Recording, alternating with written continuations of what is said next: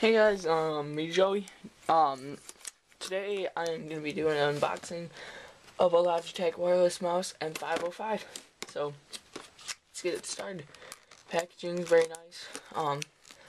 Displays the mouse very good right here. Then you got the little receiver. So let's get into it. Just lock this off. Alright, that came off pretty easily.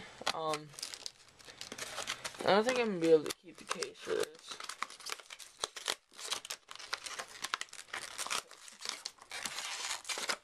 There it is.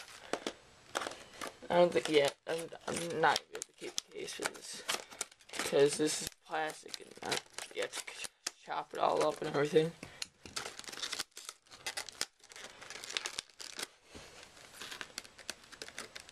So let's check.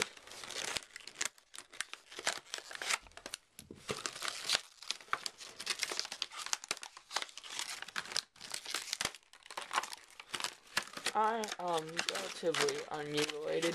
Not really, but you know what? Yeah, I can still keep this. You got batteries and everything. And the manual. Then you have the mouse. And batteries that came with it. That's pretty much it, guys. Here's my mutilated mess, the receiver. I'll